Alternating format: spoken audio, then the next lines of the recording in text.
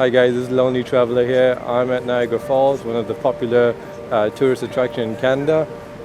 Mainly I come here to cross the border to the United States to do a little bit of shopping for clothes or whatnot.